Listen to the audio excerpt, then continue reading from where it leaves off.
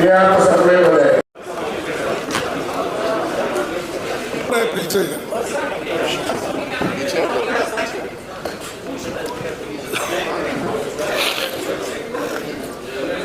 सलाम।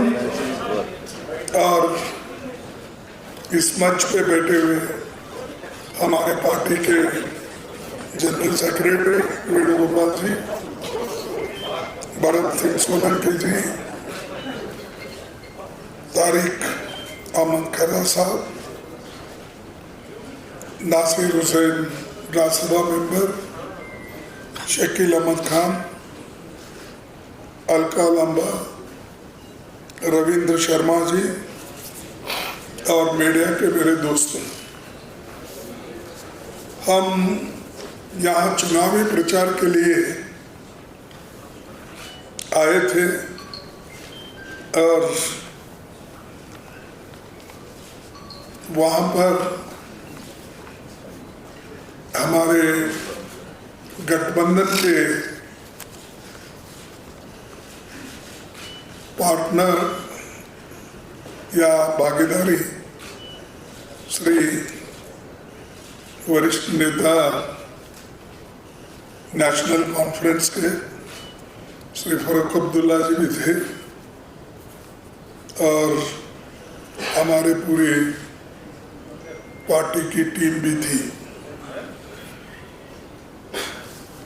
ये चुनाव बहुत से लोग, देखो किसी के पास मोबाइल है तो ऑफ कर लो प्लीज।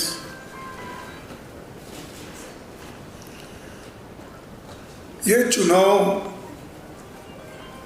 लोग के समझते हैं ये तो फिर एक रियासत की या एक स्टेट की चुनाव है, इसका कोई बड़ा महत्व नहीं है, ऐसे लोगों का अंदाज रहता है। तो ऐसा नहीं है। ये चुनाव जितना पार्लियामेंट का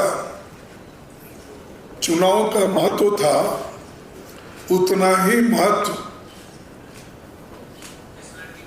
इसका है, क्योंकि किसी राज्य को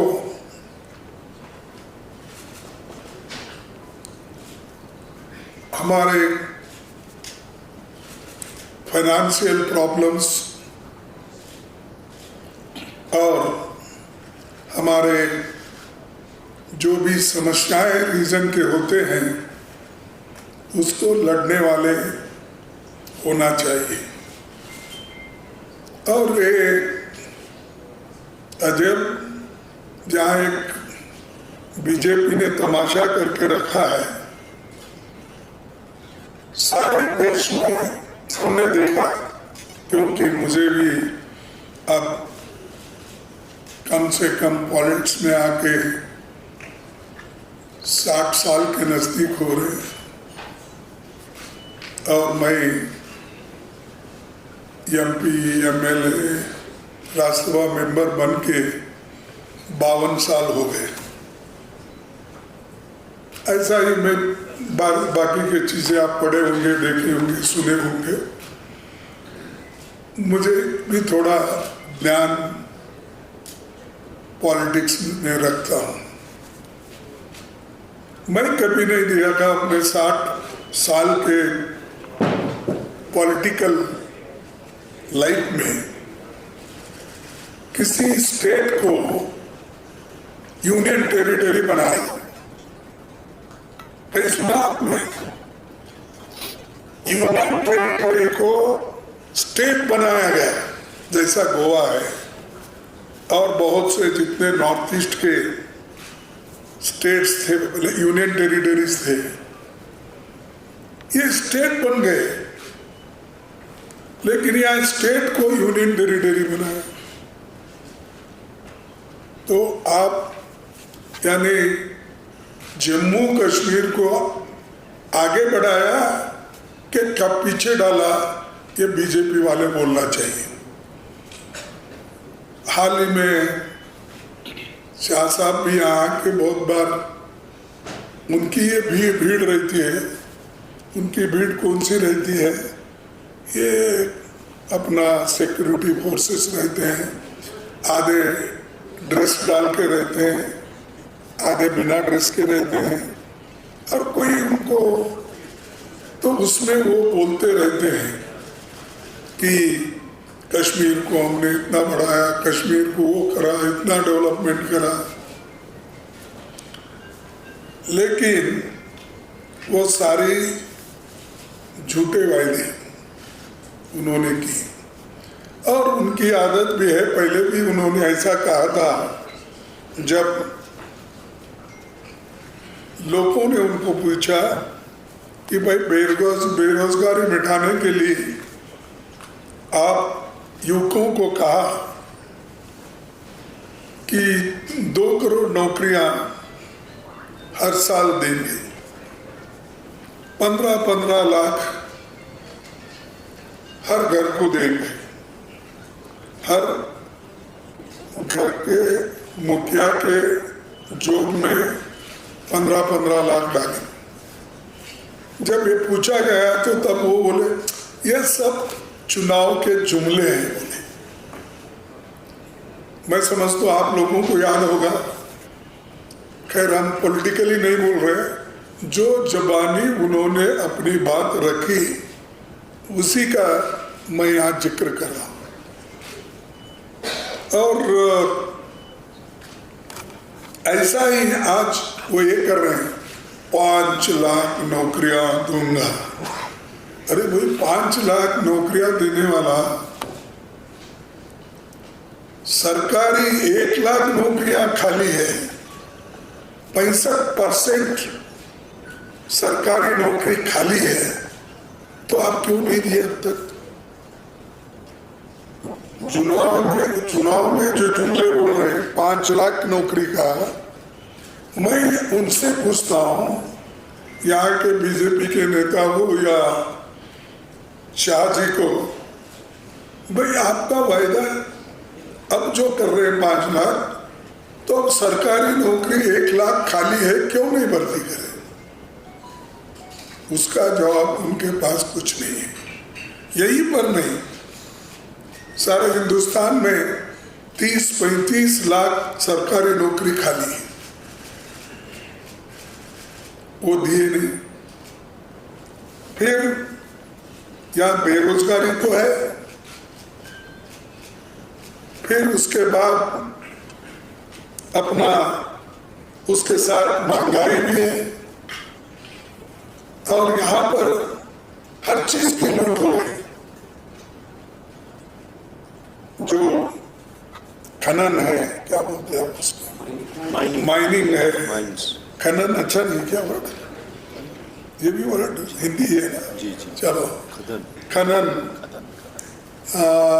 तो माइनिंग में यहाँ पर लोग सैंड भी बेच के खाते। हम सुने थे लोग खाना ही खाते हैं, चावल दाल, ये तो बाकी के चीजें नॉन वेजिटेरियन खाने वाले ये अलग है, लेकिन यहाँ बीजेपी ने सैंड खाने लगा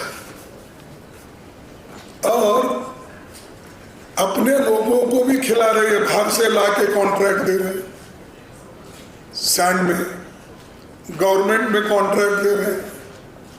अरे यहाँ लोग तो भूखे मर रहे हैं, यहाँ के लोग मजदूरी के लिए बाहर जाना पड़ रहा है, और बाहर के लोगों को लाके यहाँ पर आप काम करवा ले रहे हो। तो ये स्थिति सिर्फ बीजेपी ही कर सकती है। ऐसी स्थिति हमारे वक्त हमने देश के लिए बहुत कुछ किया है, चाहे पब्लिक सेक्टर हो,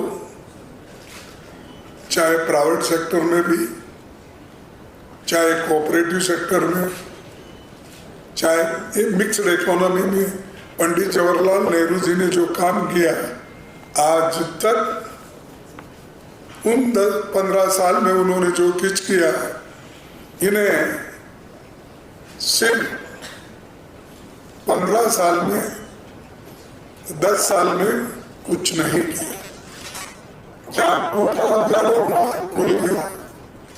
राम मंदिर का उद्घाटन हुआ, वो टपक रहा है। और हर जगह इनका कहाँ मोदी साहब के हाथ से उद्घाटन होता है, लोग बोलते हैं पवित्र हाथ से उद्घाटन कराना। अब वो पवित्र हाथ थे, कौन से हाथ थे मुझे मालूम नहीं, कि कहीं भी पुल गिर रहे, कहीं बाढ़ आ रही तो उसको ये रोकने के लिए पैसे नहीं दे रहे। तो ये स्थिति देश में है। और एक बार मैं मजे की आपको बताऊंगा, ये देश के बाहर बहुत प्रचार करते हैं, अपना घर जल रहा है वो छोड़ दिए, मणिपुर में आग लग गई, महिलाओं का रेप हो रहा है, घर लूटे जा रहे हैं, घर जले जा रहे हैं, बहुत से लोगों का मर्डर हो रहा है, गोली चल रही है। इसकी फिक्र मोदी शाह ने कभी की नहीं।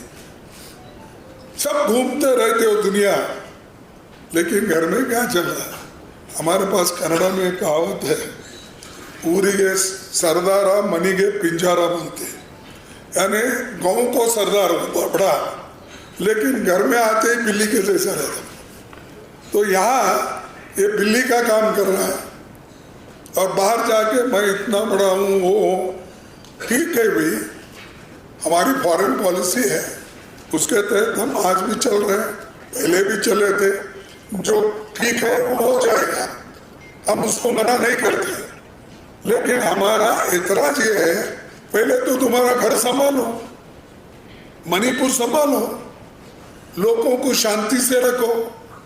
यहाँ शांति नहीं, दूसरे जगह शांति स्थापन करने के लिए जा रहे।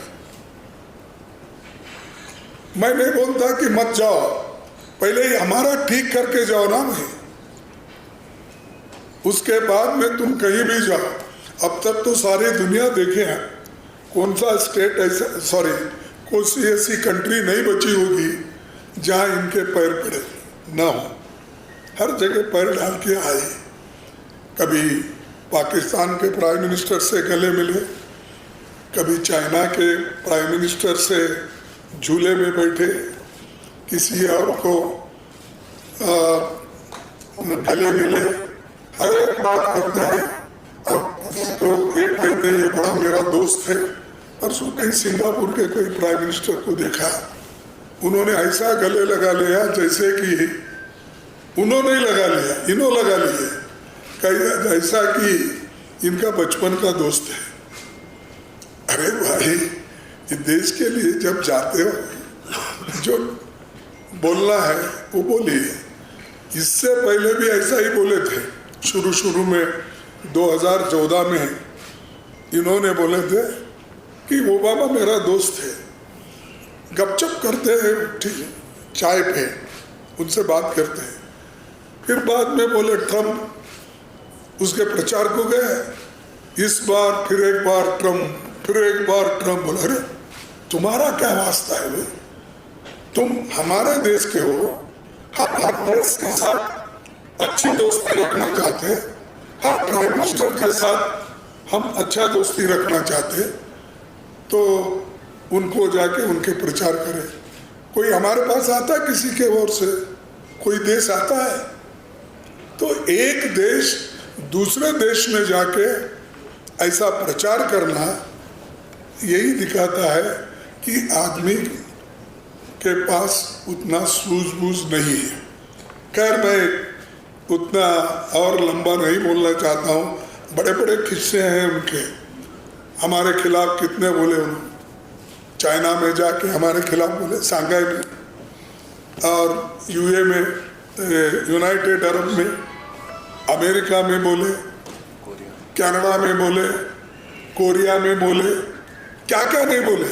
हमारे को कांग्रेस को बदनाम करने के लिए, हमारे सरकार को बदनाम करने के लिए, राहुल जी को गालियां देने के लिए हर प्लेटफॉर्म का उन्होंने इस्तेमाल किया बाहर जाके, और हमको अब सबक सिखा रहे, राहुल जी ऐसा नहीं बोलना था, राहुल जी देशद्रोही है, कांग्रेस पार्टी देशद्रोही है। क्या करे भाई देशद्रोही? हम तो तुम्हारे जैसा बाहर के प्लेटफॉर्म यूज करके देश के जो 60 साल हुकूमत की, देश को बनाया, हम कभी गालियां नहीं दी। लेकिन ये लोग एक काम करते हैं, लेकिन यहाँ हम कांग्रेस पार्टी और नेशनल कॉन्फ्रेंस पार्टी दोनों मिलके लड़ रहे हैं और दोनों एक होके जब लड़ाई करने के लिए तैयार हो गए, बीजेपी नर्वस हो गई, घबरा गई है। इसीलिए वो किस तरह से इंडिया गठबंधन को तोड़ना, किस तरह से हमको अलग करना, और ये भी काम कर रहे हैं कि प्राइवेट प्लेयर्स को ठहरा करके इंडिपेंडेंट कैंडिडेट को इनडायरेक्टली सपोर्ट करके हमारे जो गठबंधन है उसको डिफीट, हमारे उम्मीदवारों को डिफीट करने की कोशिश कर रहे हैं। नहीं तो कहाँ से पैसे इतने आते हैं जो बहुत से उम्मीदवार आज इंडिपेंडेंट ठहरे हैं? कौन बोल रहा है, उनके पीछे कौन है? तो इसीलिए ये मत कीजिए बीजेपी, अब वो चलता नहीं। तुम्हारी गवर्नमेंट 400 पार की नहीं है, तुम्हारी गवर्नमेंट 200 पार की है। तुम माइनॉरिटी में हो। कभी भी नायडू तुम्हारा पैर खींच सकता है और अपने नीतीश कुमार वो तुम्हारा हाथ खींच सकता है। तो तुम परमानेंट नहीं हो, तुम दोनों एक हाथ में, एक का पैर किसी के पास है, हाथ किसी के पास है। तो सोच के कदम रखना चाहिए और हर जगह गिराने की कोशिश करते हैं। इसलिए मैं आपके माध्यम से, आपके तरफ से यहाँ के लोगों को अपील करता हूँ कि मजबूत सरकार दो, तुम्हारे समस्याओं को हल करने वाले सरकार बनाने वालों को हम स्टेट को जरूर दिलाएंगे। उसके लिए आखिरी दम तक हम और हमारा गठबंधन लड़ेगा, इसमें कोई शक नहीं है। और स्टेटहुड ये इम्पोर्टेंट है। मैं उसीलिए पिछले का रेफरेंस दिया, इसलिए दिया ये स्टेटहुड इज इम्पोर्टेंट। हमारा जो भी संविधान अमेंडमेंट आता है उसको रेटिफाई करने के लिए स्टेट को भी भेजते हैं। 50% स्टेट शुड रेटिफाई। और आप यहाँ से जिसको भेजते हैं वो मेंबर राज्यसभा में भी जाता है, यानी यहाँ एमएलए अगर आपके ज़्यादा है तो वो राज्यसभा में भी रहेगा। तो ये बड़ा महत्व होता है। इसलिए मैं बोला कि आप यहाँ से सरकार को चुन के भेजो और भारी बहुमत पे भेजो। ठीक अगर आप जो बैलेंस पे करेंगे, ये बीजेपी वालों रातों रात खरीदी करके उसको सरकार खत्म करेंगे। ऐसा ही मेरे स्टेट में हुआ, कर्नाटक में एकदम 16 लोगों को खरीदे। महाराष्ट्र में ऐसा ही है, आपको मालूम है कि सेना को तोड़ के उन्होंने सरकार बना ली। वहाँ वो एनसीपी को तोड़े और अपने शरद पवार पार्टी को तोड़े। तोड़फोड़ सरकार है ये। सरकार जो है तोड़ो फोड़ो, किसी हालत से हुकूमत करो। तो इसीलिए मैं यहाँ के जनता से निवेदन करूँगा, यहाँ जो भ्रष्टाचार चरम पे है, यहाँ पर जो अनएम्प्लॉयमेंट है, यहाँ की जो महंगाई है, यहाँ का ज़मीन जो छीने जा रहा है, यहाँ का पानी की भी किल्लत है। इतना बड़ा सुंदर स्टेट रहते हुए बिजली की किल्लत है और हर चीज़ आज यहाँ पर जो पहले मिलती थी आज गायब है। तो इसीलिए हमारी सरकार आएगी तो हम जो कमियां मैंने बताया उन कमियों को दूर करने के लिए और उद्योग धंधे ठीक करने के लिए हम आपको अधिकार दिलाएंगे, कोशिश करेंगे। और ये नौकरियां हो, जमीन की अधिकार हो और जम्मू कश्मीर में जो स्टेट का दर्जा होना वो हो, हम सभी लोग मिल के लड़ेंगे और ये लोगों को दिला के हम रहेंगे। और इसके अलावा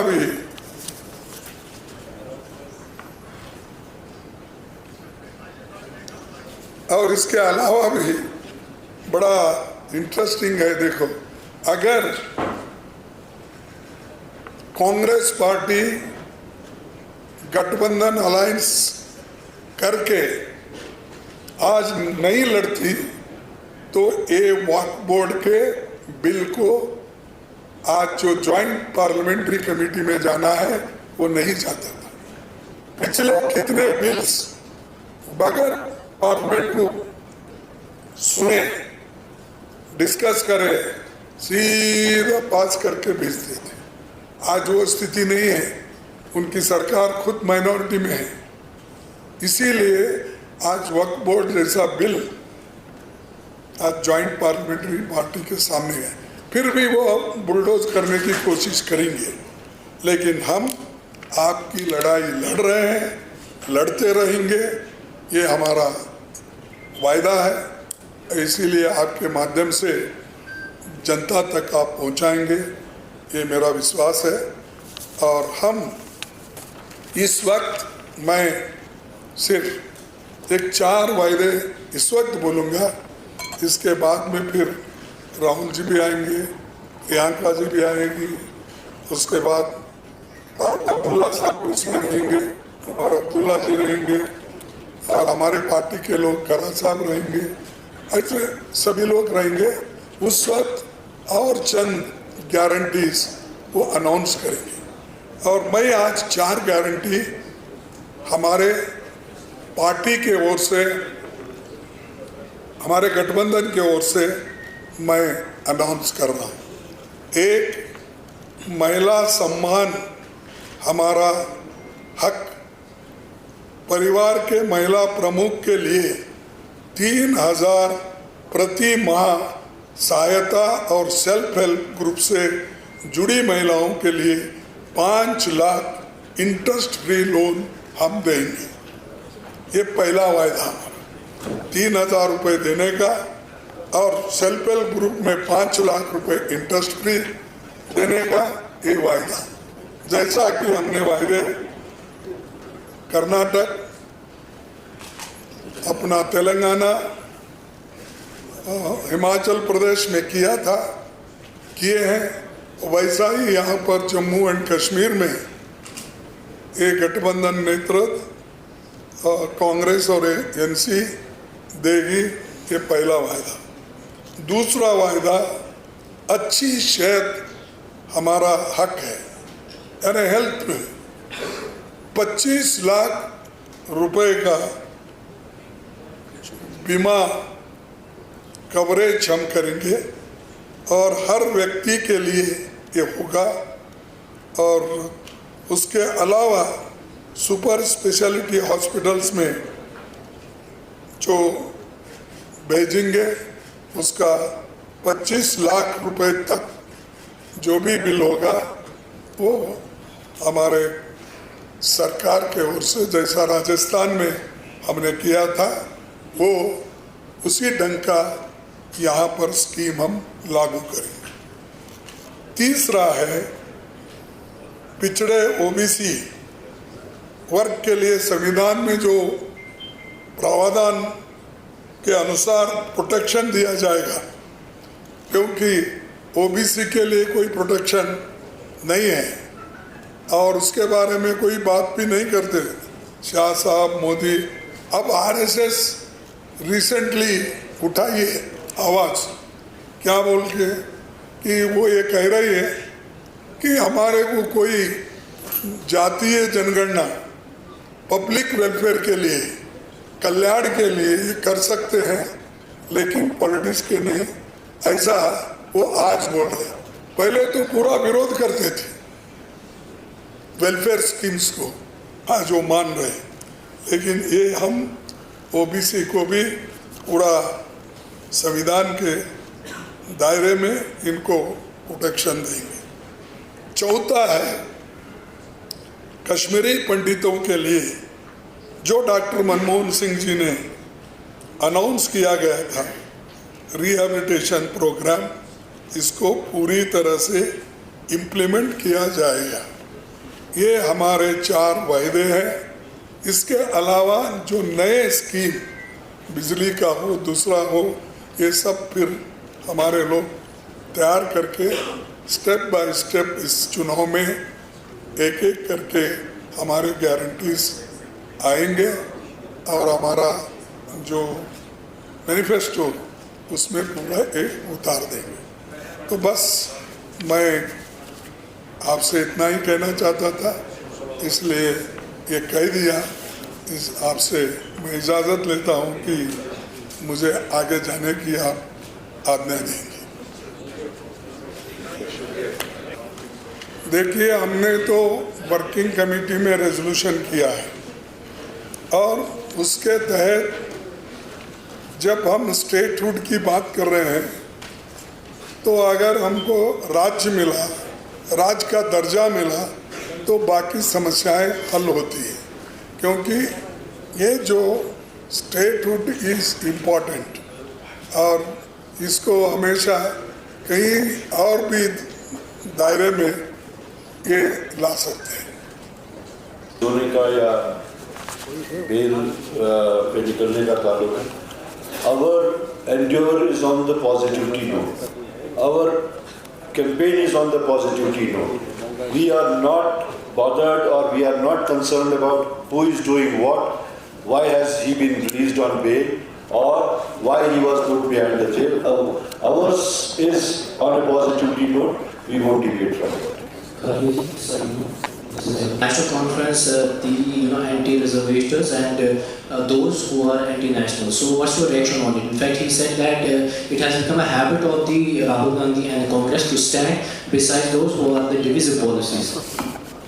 I think we need to see who has become habitual of unnecessarily teasing others, unnecessarily creating problems for others, or unnecessarily naming others. So this is their habit. This is another kind of a jumla. When this national conference was alliance with BJP, national conference was an अच्छा party है. They are very good.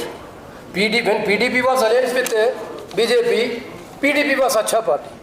When they are alliance with Congress, they will become bad party. What logic is that? They are now very much scared about the alliance.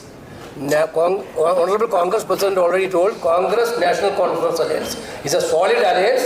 It is going to be form the government in Jammu Kashmir. That is what they are totally scared of that. That is why they are doing the false allegations. So this side बयान जो आया था farmer राजशीफ Amarjeet Singh दौलत का कि ये जो alliance है ये शायद इतना स्ट्रॉन्ग नहीं है।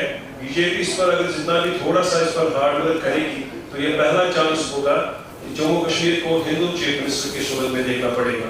दूसरा जो खरगे जी ने कहा था कि अगर और 20 सीटें होती तो ये आज शायद जेल में होते। हाँ, यस, अभी भी कहता हूँ, लिख लो।